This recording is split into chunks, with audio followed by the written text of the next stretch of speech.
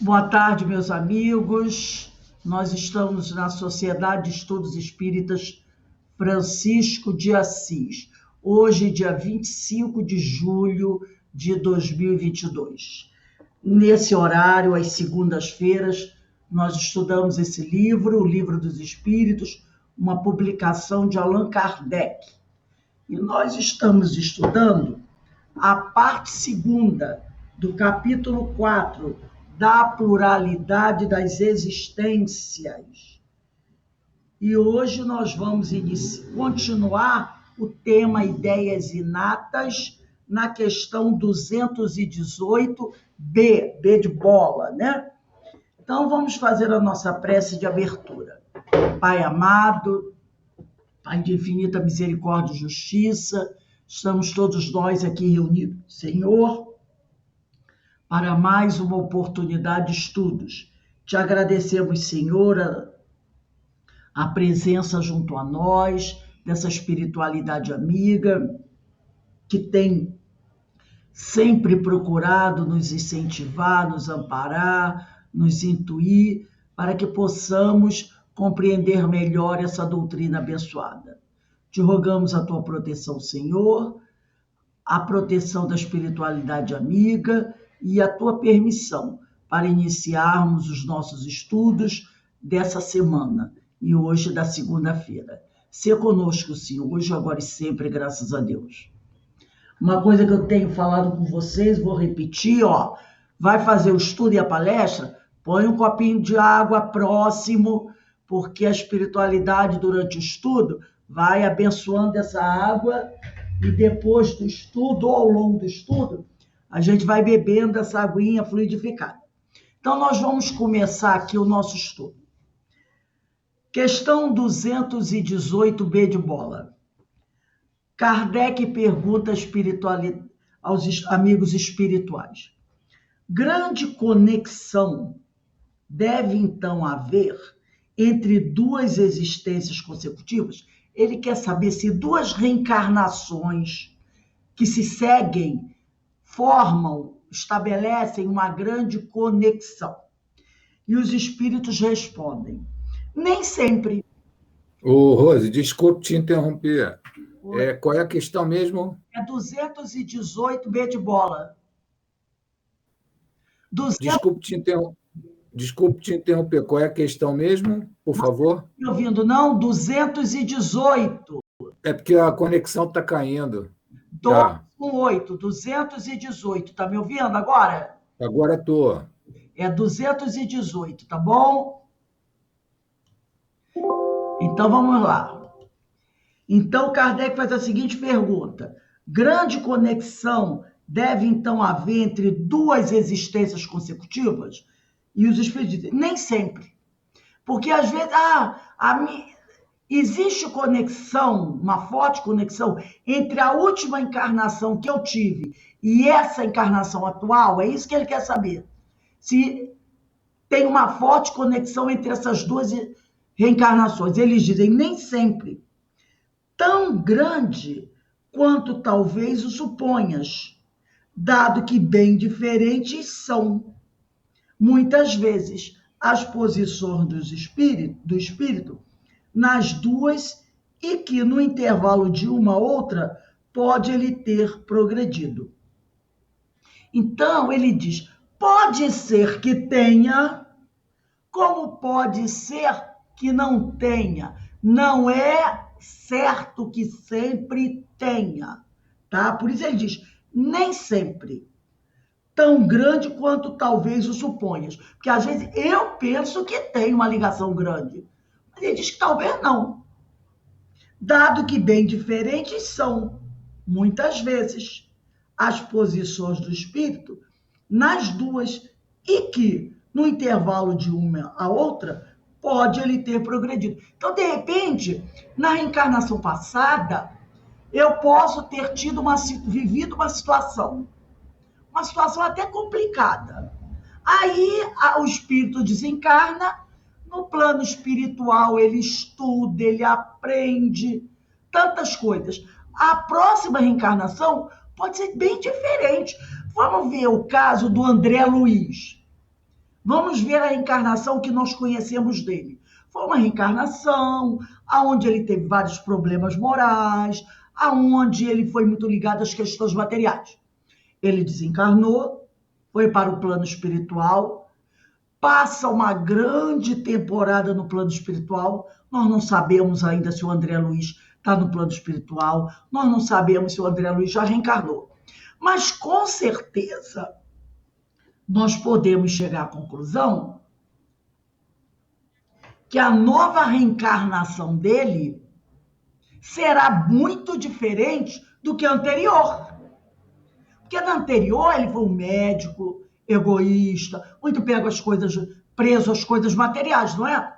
Aí ele vai para o plano espiritual, encontra aquela série de orientadores, tanto que ele, através da mediunidade do Chico, envia toda essa obra André Luiz, faz outros trabalhos. Então, a gente pode perceber que a próxima reencarnação dele, se ele já está reencarnado ou ainda vai reencarnar, vai ser um pouco diferente daquela que nós conhecemos na obra Nosso Lar. Porque ele deu um salto de qualidade em conhecimento, não é? Então, essa reencarnação vai ser diferente. Vamos dar uma olhadinha na questão 216 do Livro dos Espíritos. A 216 diz assim: Kardec pergunta: em suas novas existências, conservará o espírito traços do caráter moral de suas existências anteriores? Eles dizem assim: isso pode dar-se. Isso pode dar-se. Mas, melhorando-se, ele muda. Foi o que nós falamos aí do André Luiz. Entendeu? Ele pode até trazer traços do caráter moral das existências anteriores, mas melhorando-se na erraticidade aqui, né? No caso do André Luiz, da erraticidade, o espírito muda. Pode também acontecer que sua posição social venha a ser outra. Numa encarnação, ele é muito pobre. Na outra, pode ser um homem rico. Ou vice-versa. Se de senhor passa escravo inteiramente diversos, serão seus gostos, e dificilmente o reconhecereis. Se numa encarnação ele é senhor, na outra ele é escravo, claro que os gostos serão diferentes. A vida vai ser totalmente diferente. Sendo o espírito sempre o mesmo nas diversas encarnações, podem existir certas analogias entre as suas manifestações, se bem que modificadas pelos hábitos da posição que ocupa. Numa encarnação, ele é um chefe de cozinha. Na outra, ele é um cirurgião. É claro, né, que os seus hábitos vão mudar. As suas preferências também. Numa ele é cirurgião, na outra ele é chefe de cozinha. Até que um aperfeiçoamento notável lhe haja mudado completamente o caráter. Porque de orgulhoso e mau pode tornar-se humilde e bondoso se ele se arrependeu. Lembra o caso daquele escravo, lá do livro Memória Suicida? Que eu até esqueci o nome do escravo aqui.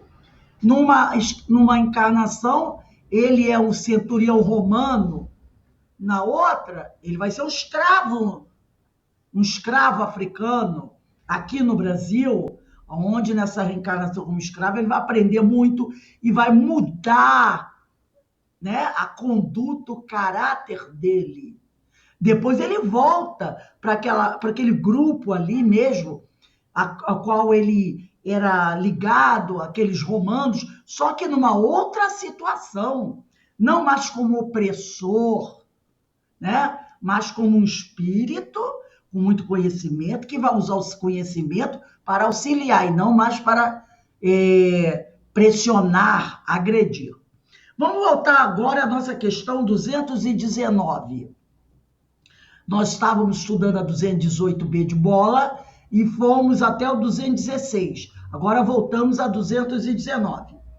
Pergunta de Kardec: qual a origem das faculdades extraordinárias dos indivíduos que, sem estudo prévio, numa reencarnação, parecem ter a intuição de certos conhecimentos, o das línguas, dos cálculos, etc.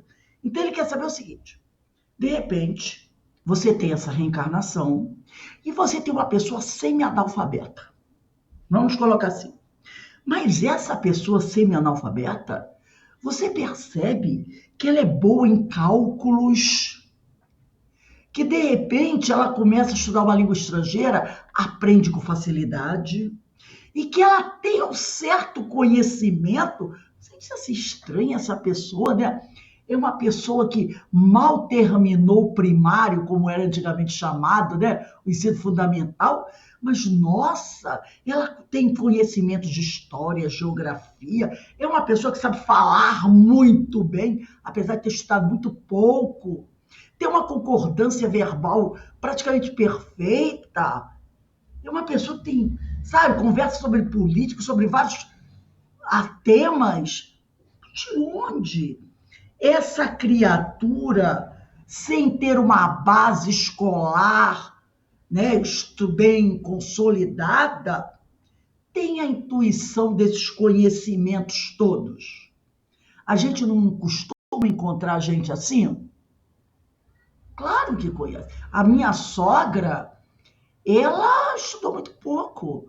Meu Deus do céu, mas se você. Qualquer assunto que você conversar com ela em relação à cultura geral, ela conversa com você tranquilamente. Fala um português, sabe? Perfeito.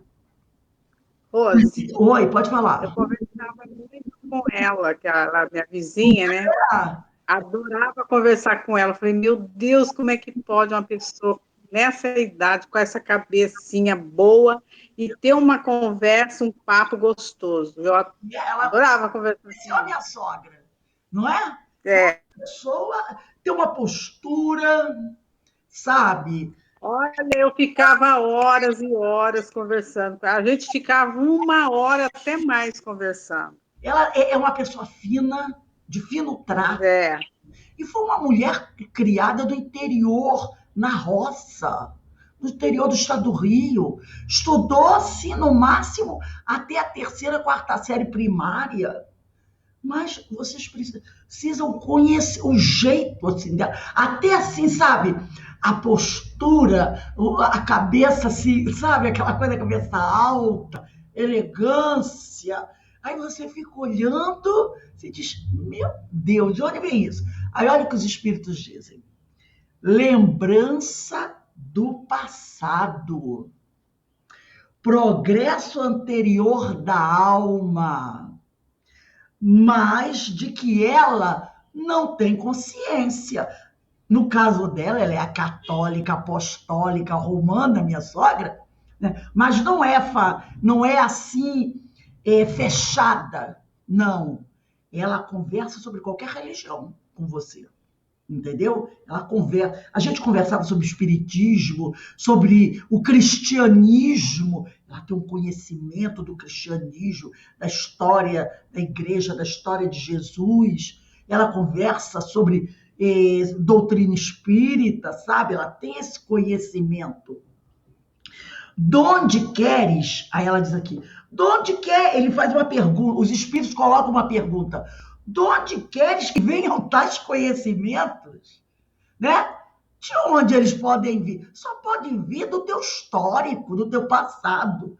O corpo muda, dizem os espíritos.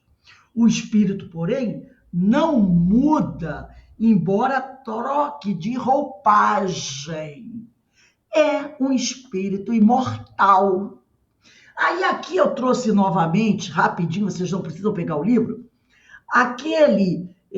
no livro Diversidade dos Carismas, do Hermínio de Miranda, no capítulo 3, item 3, quinto parágrafo, quando ele diz assim, ó, dificilmente conheceremos com segurança o vigor intelectual do espírito. E aqui ele está falando, se referindo ao médium, ele fala do médium. Mas quando ele diz do médium, é de qualquer um de nós. dificilmente conheceremos com segurança o vigor intelectual do espírito, ou seja, da sua individualidade, em contraste com seu conhecimento como ser encarnado, na faixa da personalidade. Em outras palavras, o médium, né, ou qualquer um de nós, pode ser um espírito de elevada condição intelectual, ainda que, como encarnado, seja culturalmente medíocre. É o mais provável, uma vez que a experiência ensina que o acervo mental oculto no inconsciente, quer dizer, o conjunto das nossas experiências e conhecimentos amealhados ao longo das inúmeras reencarnações que nós já tivemos, tá? Tem de ser necessariamente superior em volume, quer dizer, em quantidade, e qualidade ao que trazemos no limitado âmbito do consciente e do subconsciente, isto é, nas memórias da vida presente, em contraste com os imensos arquivos das vidas interiores. Então, a nossa memória integral, ela é muito superior ao que nós temos, tá? No âmbito do consciente e do subconsciente, que é o que está logo abaixo. Mas o que está no nosso inconsciente profundo, ninguém sabe. Então, ninguém pode avaliar o nível, o volume e a qualidade do conhecimento que qualquer indivíduo possui. Então, às vezes, o indivíduo tem um nível cultural, intelectual nessa encarnação, em uma encarnação que parece ser sofrível, mas você não pode julgar a memória integral daquela criatura. É o que ele está dizendo aqui. No livro O Consolador, que eu pedi, eu coloquei aí para vocês, deixei aí no zap de vocês, livro de apoio, lembrando que toda vez antes de entrar no curso, dá uma olhadinha lá, né, no zap para ver se tem livro de apoio. Aqui no livro O Consolador de Emmanuel, psicografia de Francisco Cândido Xavier, na questão 116, que é da segunda parte, que trata da filosofia, item 1, vida, aprendizado, é feita a seguinte pergunta ao Emmanuel. O homem físico, quer dizer, o homem encarnado, está sempre ligado ao seu pretérito espiritual, ao seu passado espiritual? E eles respondem à questão 116. Como a maioria das criaturas humanas se encontra em lutas expiatórias, a grande maioria, podemos figurar o homem terrestre como alguém a lutar para desfazer-se do seu próprio, ele usa uma palavra aqui pesada, né? Ao seu próprio cadáver, que é o passado culposo. Então, ele chama as nossas experiências negativas do passado como um cadáver, tá? De modo a ascender para a vida e para a luz que reside em Deus.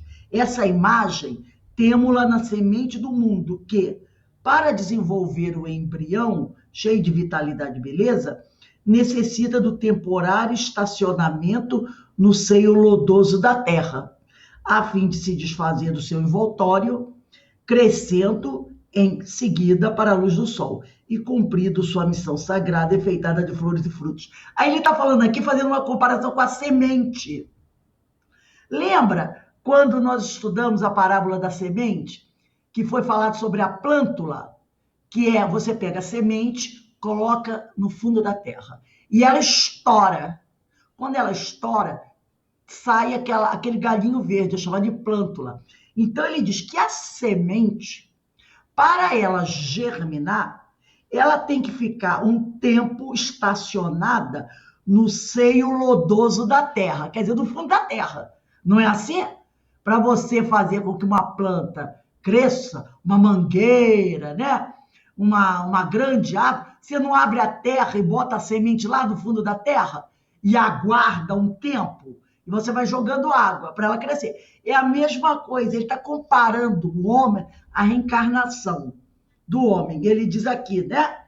Que nós, os homens, para podermos crescer e evoluir, precisamos também passar uma temporada encarnados na Terra, a fim de nos desfazermos do nosso envoltório, né, daquelas camadas negativas do nosso perispírito. Então, ele diz aqui, essa planta, ela fica lá no fundo da terra, a fim de se desfazer do seu envoltório, que é aquela casquinha que envolve, que forma a semente. Porque é dentro dela que está a folhinha, que sai a plântula. Mas, por exemplo, olha da mangueira, da manga, né? Não é aquela casca grossa? Para que possa crescer o pé de manga, aquela casca grossa da semente tem que estourar, né? Então, ele diz aqui, a vida depende de trocas incessantes e toda restrição... Não, desculpe. Como a maioria das criaturas humanas se encontra em lutas expiatórias, nós podemos figurar o homem terrestre como alguém para desfazer-se do seu próprio cadáver, que é o passado culposo, de modo a ascender para a vida.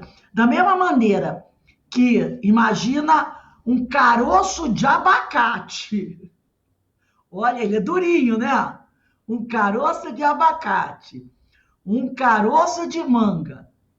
Para que saia a plântula, aquela folhinha verde de dentro da casca do abacate, de dentro da casca da manga, é preciso que aquela casca grossa estoure e que essa plantinha se livre daquilo.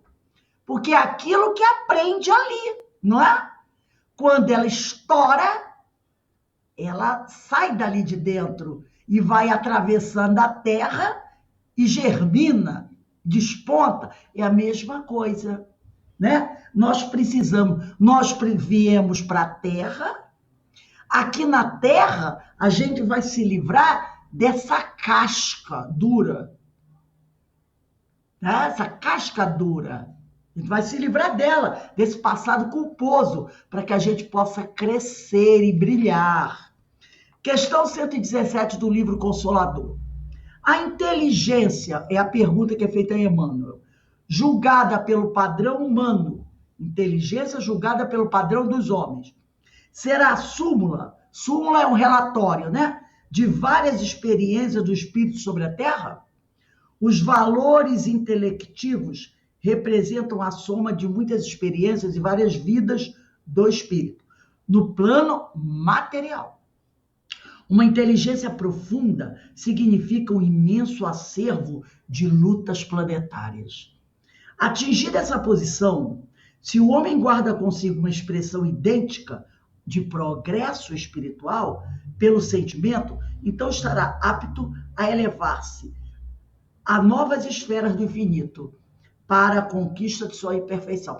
Então, não é só formar uma inteligência profunda, um conjunto de conhecimentos intelectivos. É preciso também ter um grande progresso espiritual. Então, a asa do intelecto e a asa do espírito, do conhecimento espiritual, da moral, tem que estar também elevada, para que o espírito realmente possa conquistar a perfeição. Não adianta só o intelecto, não adianta só a moral. É preciso que as duas estejam bem desenvolvidas. 118. Como se registram as experiências do espírito em uma encarnação para servirem de patrimônio evolutivo nas encarnações subsequentes, nas encarnações futuras, né? Aí Emmanuel diz, é no próprio patrimônio íntimo que a alma registra as suas experiências, no aprendizado das lutas da vida, acerca das quais guardará sempre uma lembrança inata dos trabalhos purificadores do porvir. Então, as experiências do espírito né? Como elas são registradas? Ele diz, no nosso patrimônio íntimo. A alma vai registrando tudo que ela aprende e tudo isso vai sendo colocado lá no nosso inconsciente. E conforme a nossa necessidade dessas lembranças, nós vamos tendo essa intuição daquele conhecimento, tá? Inato. 119. Como podemos proceder para dilatar, aumentar nossa capacidade espiritual?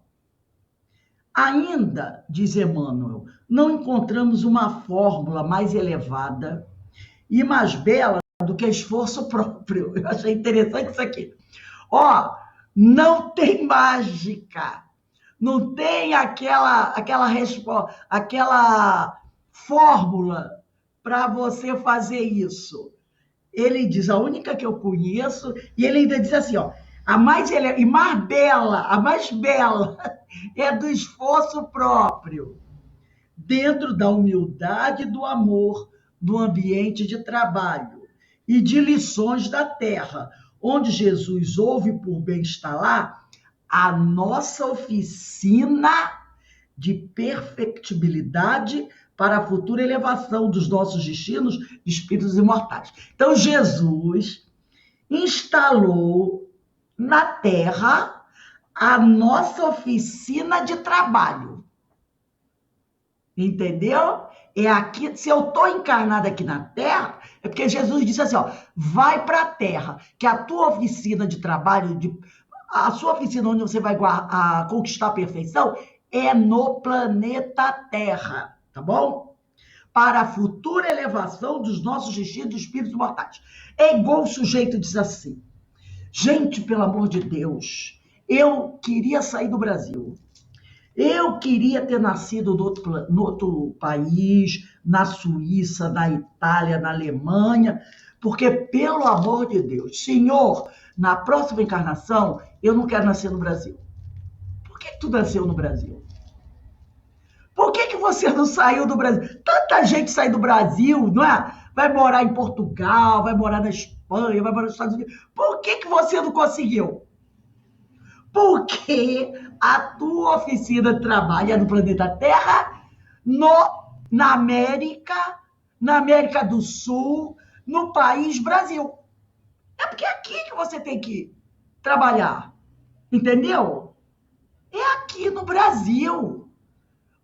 Deus não errou geograficamente a nossa localização.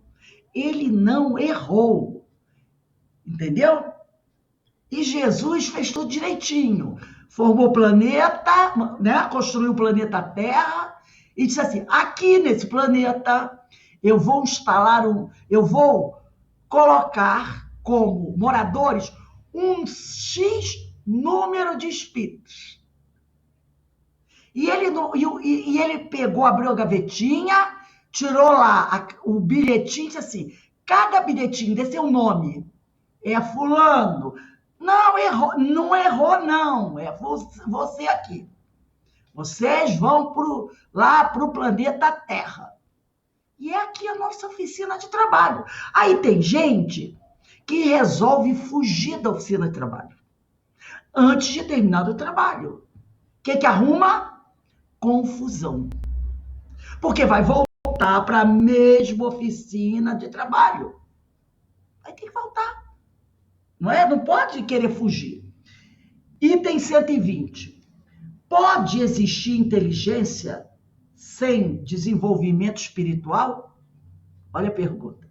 E Emmanuel diz, diremos melhor, inteligência humana sem desenvolvimento sentimental, porque nesse desequilíbrio do sentimento e da razão é que repousa atualmente a dolorosa realidade do mundo. O grande erro das criaturas humanas foi entronizar apenas inteligência, olvidando os valores legítimos do coração nos caminhos da vida. Pode existir inteligência sem desenvolvimento espiritual? Pode. A gente vê muito por aí, não vê? Muita gente com intelecto espetacular, Mas, meu Deus do céu, os presídios estão cheios. Estão cheios. De vez em quando chega mais um, né? Por isso que ele diz aqui. Aí ele até melhora a pergunta. Diremos melhor. Inteligência humana sem desenvolvimento sentimental. Porque nesse desequilíbrio do sentimento e da razão é que repousa atualmente a dolorosa realidade do mundo, tá? É nesse desequilíbrio, muita inteligência e pouco sentimento, que repousa atualmente a dolorosa realidade do mundo. Imagina um ser que fabrica uma bomba bacteriológica para lançar sobre uma cidade. É um ser inteligentíssimo, não é? Mas ele tem algum amor ao seu semelhante? Nenhum. Nenhum. Nenhum. E a gente sabe que isso existe, não sabe? Claro que existe, sabe disso. Então, ele diz aqui, o nosso grande erro foi priorizar a inteligência, esquecendo os valores legítimos do coração nos caminhos da vida, esquecendo da indulgência, da fraternidade, da caridade, esquecendo tudo isso. Agora, para completar esses argumentos que nós comentamos aqui no livro do Consolador, no livro que eu também coloquei para vocês, do Problema do Ser e do Destino da Dor, no capítulo 8, esse livro aqui, tá? Problema do Ser e do Destino da Dor, o meu é Problema do Ser. No capítulo 8, estados vibratórios da alma. Estados vibratórios da alma. No 5º parágrafo,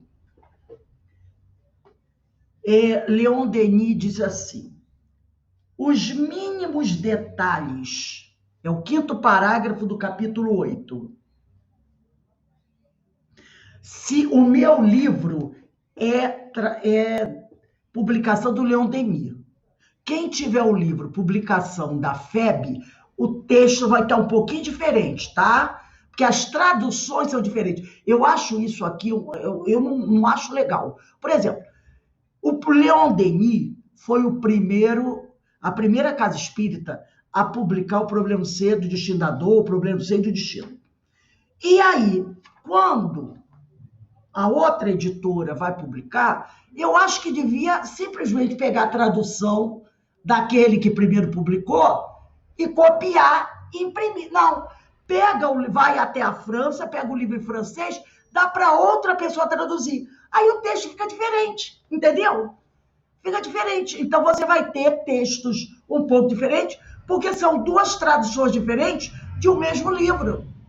Por que não pega, já que a outra editora publicou, e é uma boa editora, copia e publica. Aí já viu. Então ele diz aqui no 5º parágrafo do capítulo 8. Os mínimos detalhes de nossa vida gravam-se em nós e nos deixam marcas indeléveis. Pensamentos, desejos, paixões, atos bons ou maus. Tudo se fixa, tudo fica gravado. Durante o curso da vida normal, as lembranças se acumulam em camadas sucessivas e as mais recentes acabam aparentemente apagando as mais antigas. Então parece que os conhecimentos mais recentes que você adquire vão apagar aqueles conhecimentos mais antigos das primeiras reencarnações. Mas ele diz isso, ele diz aqui, ó, aparentemente. Parece que esquecemos aqueles mil detalhes de nossa existência finda. Parece que a gente esqueceu o que ficou para trás das outras encarnações.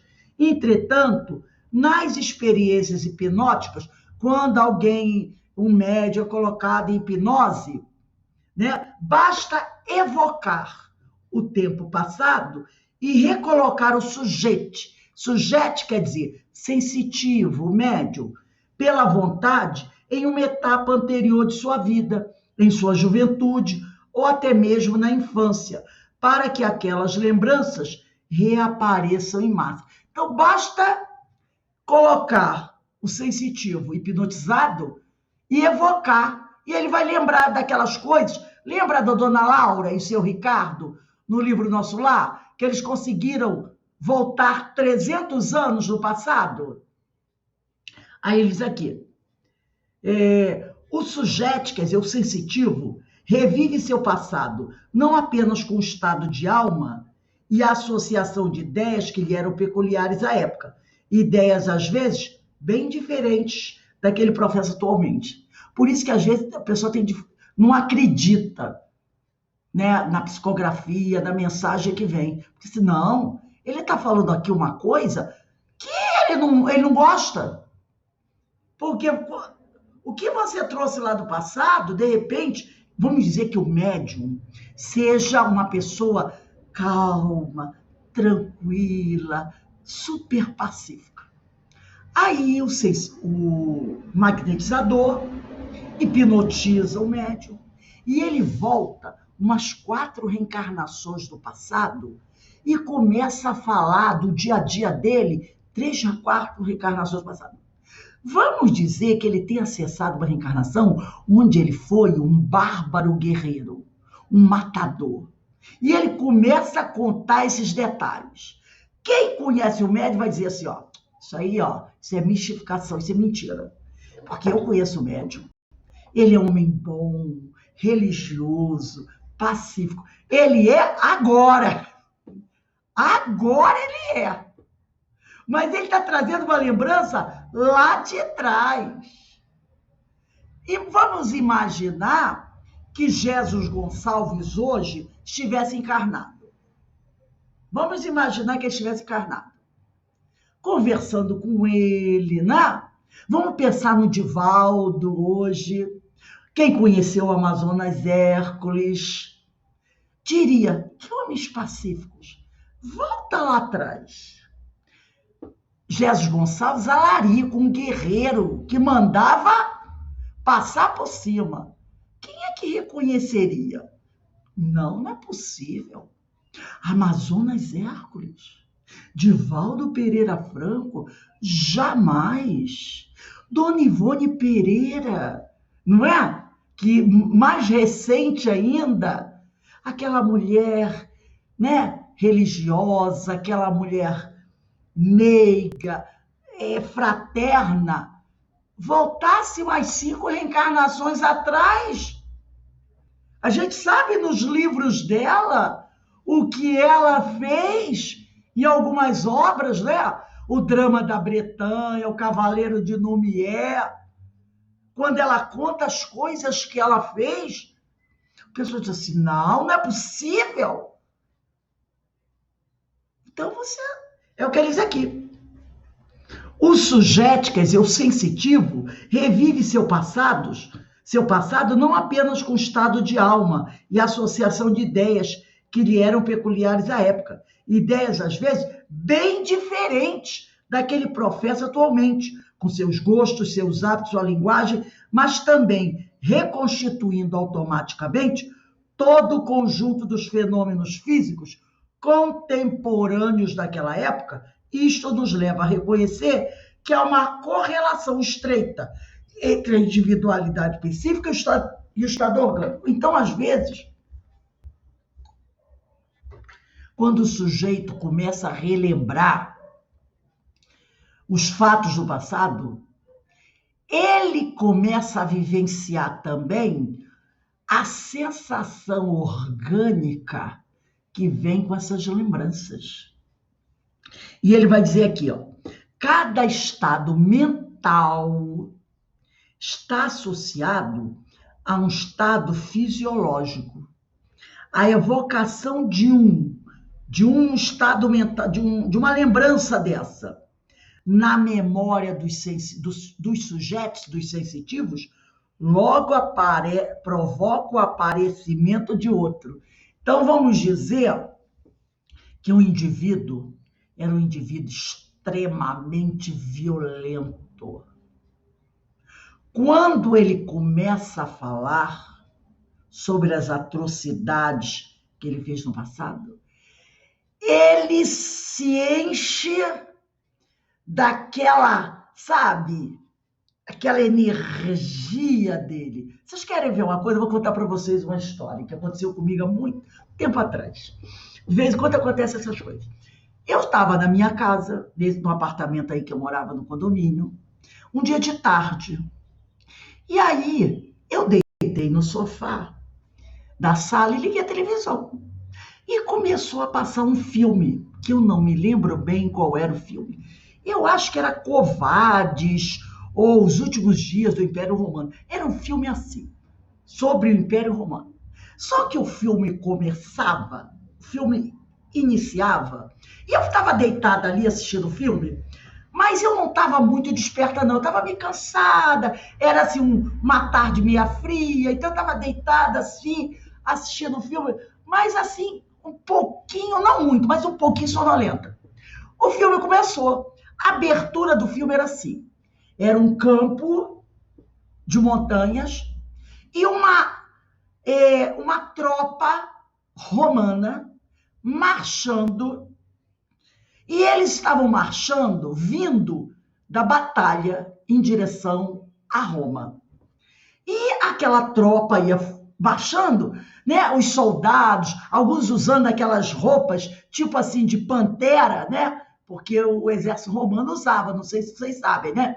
Umas roupas assim, tipo, manchada como se fosse de onça, essas coisas todas. Outros usando os capacetes, usando os estandartes, em cima dos estandartes, né? Com, assim, coisa de fera, as águias. E eles iam. E conforme eles iam marchando, ia tocando uma música que, há muito tempo atrás, um certo maestro escreveu essa música para representar as falas romanas. E é uma música, é uma marcha. Não sei se vocês já viram essa marcha dos filmes que mostram assim, as tropas romanas marchando. Ele fez uma música que é uma marcha militar. Mas é uma marcha militar tipo assim, não é bem isso, mas tipo assim. Alguém já ouviu Bolero de Ravel? Bolero de Ravel é assim, né? Começa baixinho e ela vai, né? Ela vai subindo e vai empolgando, até que ela termina, né? Assim, triunfal, Bolero de Ravel. E essa marcha desse maestro é uma música muito famosa. Ela é assim, tipo Bolero de Ravel. É uma marcha. E eu estava ali deitado e escutando. Gente, com os 3 minutos que eu estava escutando aquela marcha, e era uma marcha, uma música, né, uma marcha, que ela vinha também aumentando o tom, tipo Bolero de Ravel. Eu deitada ali, eu comecei a sentir uma empolgação vindo de dentro de mim, sabe? Uma empolgação que lembrava, assim, um orgulho, sabe? Um poder. E eu deitada ali, sentindo aquilo, batendo dentro de mim, que o meu coração começou a acelerar.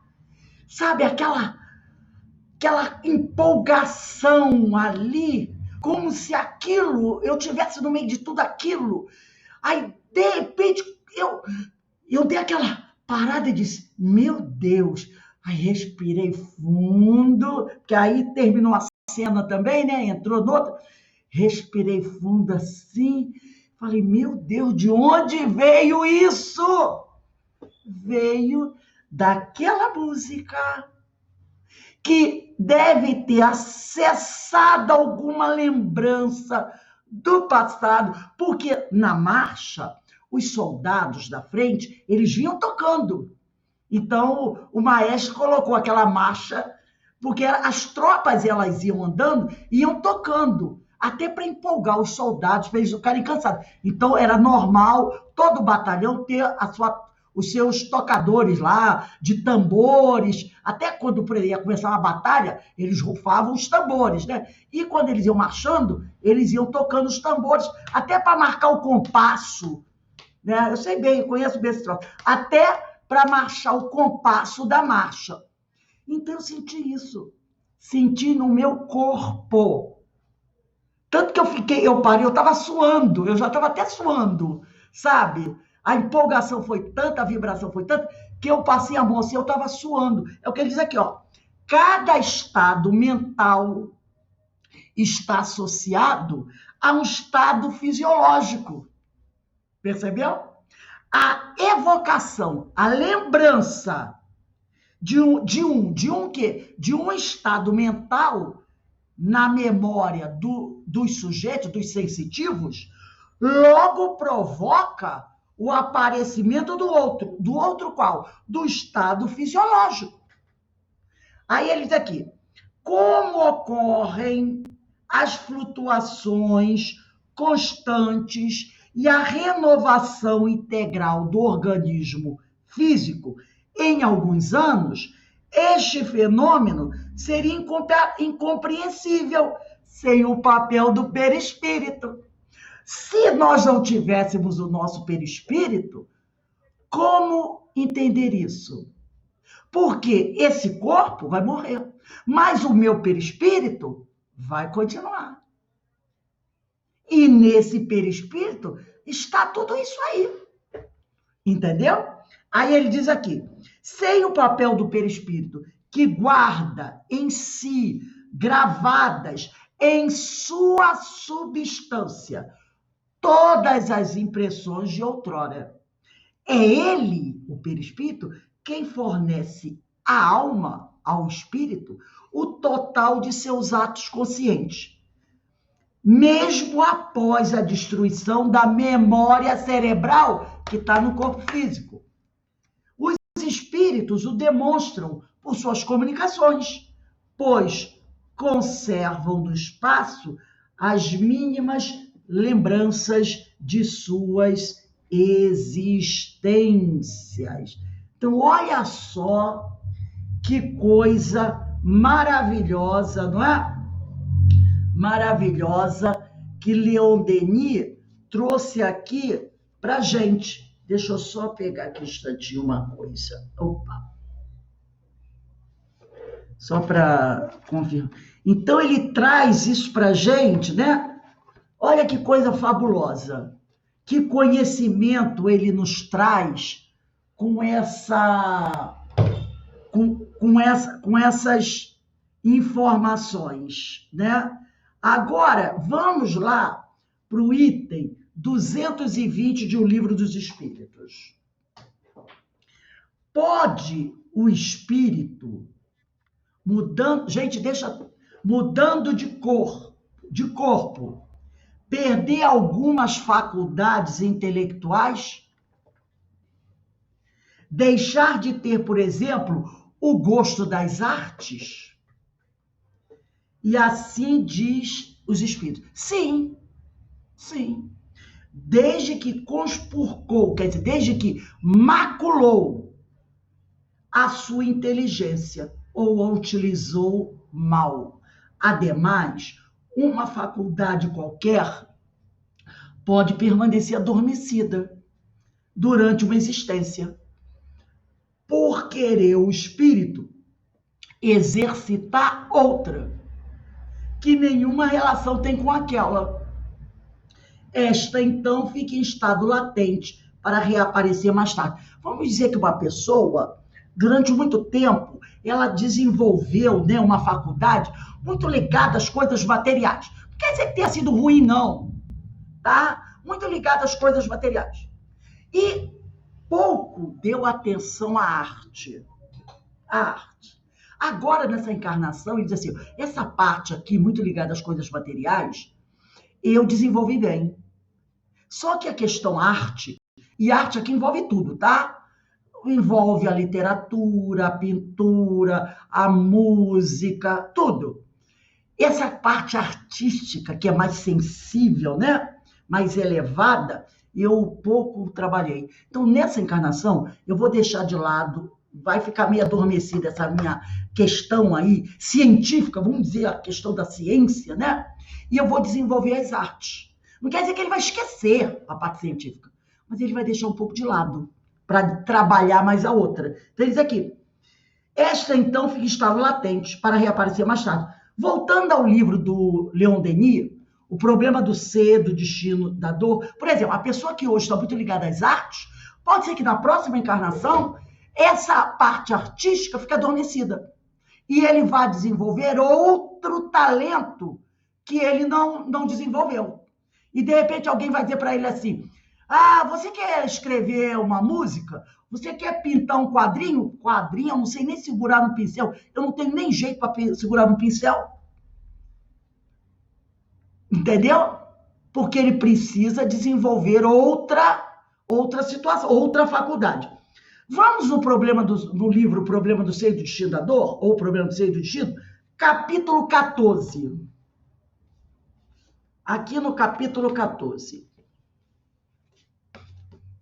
No capítulo 14, ele vai falar das vidas... Capítulo 14 é as vidas sucessivas, provas experimentais. Eu estou doida para começar a estudar esse livro, porque esse livro do Leon Denis é maravilhoso. Provas experimentais. Renovação da memória. Eu vou começar no segundo parágrafo do capítulo 14, tá? Todo mundo, quem tem o livro aí já abriu? Capítulo 14, as vidas sucessivas, provas experimentais de renovação da memória.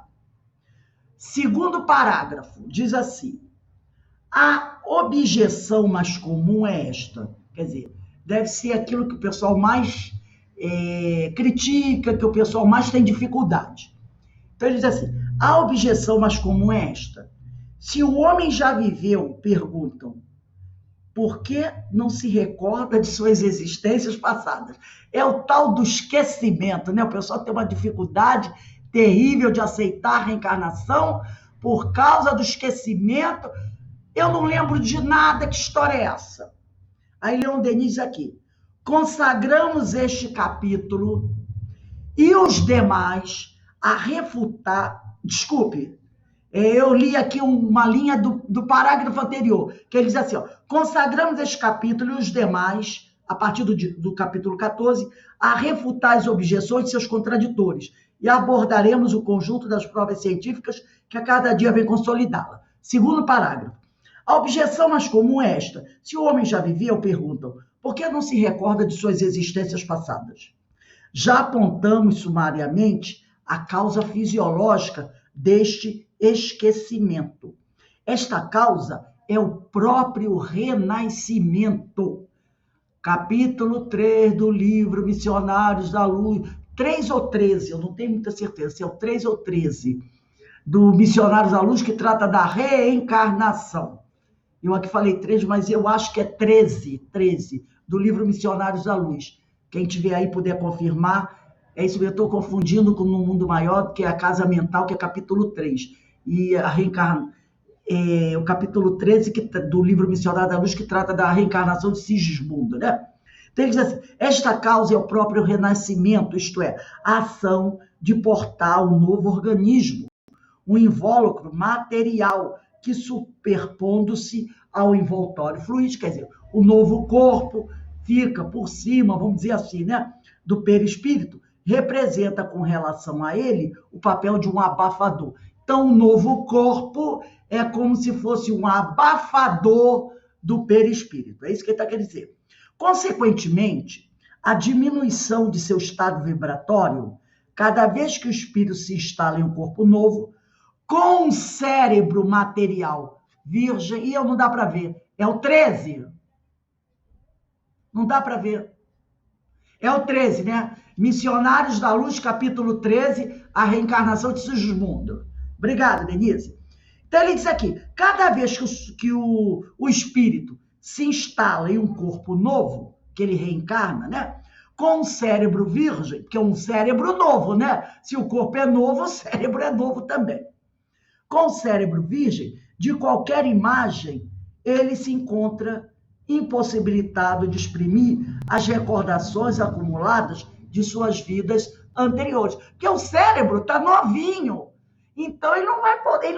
aquelas lembranças da vida passada não estão nesse cérebro novo.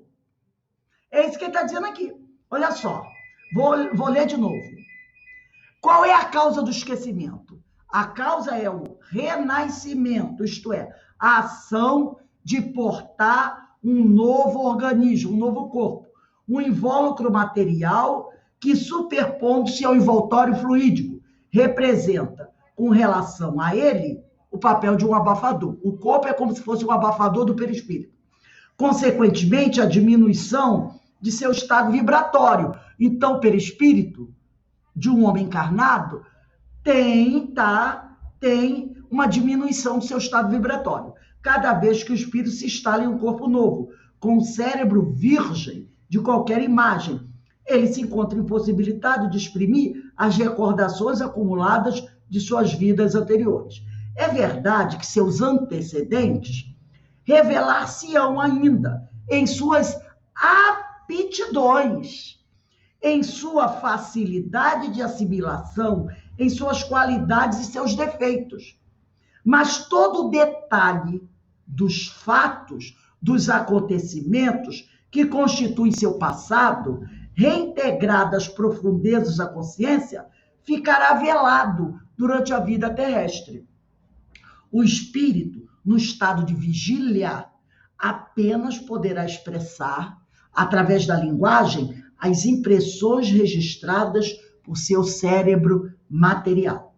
A memória é o encadeamento, a associação das ideias, dos fatos, dos conhecimentos. Quando esta associação desaparece, quando se rompe o fio das lembranças, o passado parece apagar-se para nós. Mas isto é só aparentemente. Em um discurso pronunciado em 6 de fevereiro de 1905, o professor Charles Richer, da Academia de Medicina, dizia: a memória é uma faculdade implacável de nossa inteligência, pois nenhuma de nossas percepções jamais esquecida. Essa frase aqui até pesa, né? Até pesa. Desde que o fato marque nossos sentidos, então, de maneira irremediável, ele se fixa na memória. Pouco importa que tenhamos guardado a consciência daquela recordação. Ela existe, torna-se indelével. Acrescentemos que ela pode renascer.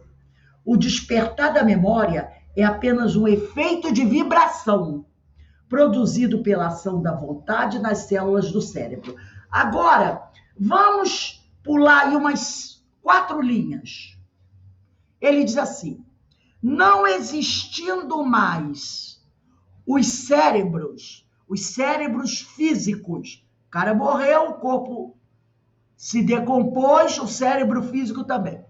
Não existindo mais os cérebros que registraram aquelas percepções, é preciso procurar estas últimas na consciência profunda. Então, o sujeito está encarnado, a percepção está gravada ali naquele cérebro material. Quando você morre, ela passa para onde? Para o espírito, que está com o seu perispírito. Ela, como diz o outro assim, olha só, aí eu me lembrei, sabe de quê? Dos nossos irmãos suicidas. Estou passando uma dor terrível. Eu vou me matar, porque aí eu vou apagar tudo. Aquela percepção, ela está, enquanto encarnada, no meu cérebro físico. Mas quando o espírito vai abandonar o corpo físico, esse registro vai todo para onde? Para o espírito, com o seu corpo mental. Então, o sujeito se suicida e tem uma terrível decepção. Porque aquela memória que ele queria fazer desaparecer, ela não desapareceu. Nem ele desapareceu. Porque o sujeito se suicida para ele se desaparecer, não é assim? Para ele apagar, para ele desaparecer. Ele não descobre que ele não desapareceu, que ele está mais vivo do que nunca, e que a memória, aquela percepção está ali, fortíssima. É terrível esse despertar, né? E aí ele diz aqui, né? Então ele diz, não existindo mais os cérebros físicos que registraram aquelas percepções, é preciso procurar estas últimas na consciência profunda que não desaparece com o cérebro físico. Esta, no entanto, mantém-se muda durante tanto tempo quanto o espírito fica aprisionado na carne. Tá? Ela está lá. Ele deve sair, libertar-se do corpo para recuperar a plenitude de suas vibrações e retomar a trama das recordações ocultas em si. Quando ele diz ele deve sair, você pode sair do desdobramento do sono, você pode sair num transe, no estado alterado de consciência, ou com a desencarnação. Aí ele diz aqui, percebe, então, seu passado e pode reconstituí-lo em seus menores fatos. Caso aí da Dona Laura, 300 anos, ela conseguiu. É o que ocorre nos fenômenos do sonambulismo e do transe. Sabemos que existem em nós profundezas misteriosas. Nós sabemos disso. Em que se depositaram lentamente, através dos tempos, os sedimentos de nossas vidas de lutas, de estudo e de trabalho. É muito interessante quando ele fala sedimentos, né? Você tem ali vamos dizer assim, um lago, onde o pessoal vai, mexe, a água fica toda turva, né? Passa um barco, alguma coisa. A água fica toda turva. Com o passar do tempo, os sedimentos que estão na água vão o quê? Se depositando lentamente no fundo do rio, não é? Daqui a pouco você olha, a água está limpinha, mas o fundo está cheio de sedimentos. Então ele diz aqui, sabemos que existem em nós profundezas misteriosas em que se depositaram lentamente, através dos tempos, milênios, os sedimentos de nossas vidas de lutas, de estudo e de trabalho. Ali estão gravados, nesses sedimentos, todos os incidentes, todas as vicissitudes do obscuro passado.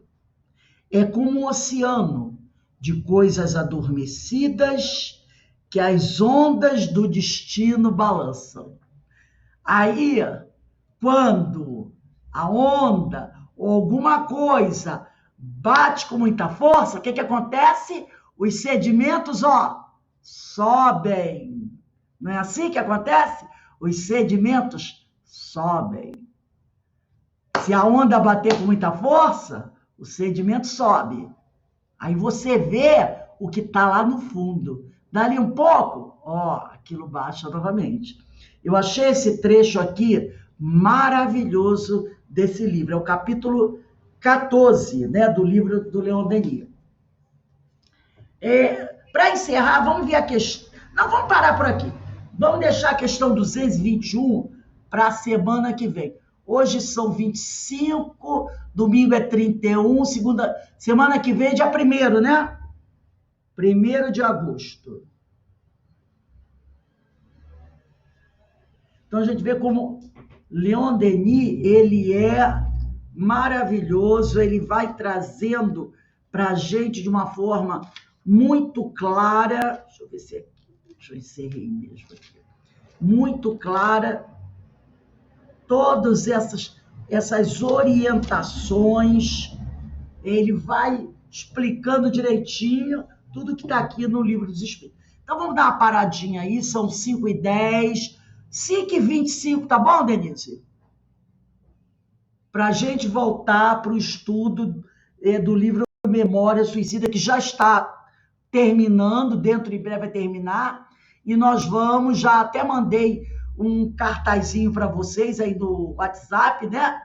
Que nós vamos, assim que terminar o livro Memória Suicida, na outra semana nós vamos começar a estudar o livro Devassando o Invisível, de Ivone do Amaral Pereira, nesse horário de 5h25, 5h30, tá bom? Então, quem gostar da Ivone, nós queremos fazer um estudo bem interativo, trocando ideias, porque Ivone é para a gente trocar ideias, mesmo para a gente crescer e aprender esses detalhes da mediunidade. Então, eu vou pedir aqui para a nossa irmã Carmen fazer a nossa prece de agradecimento. Carmen, por favor.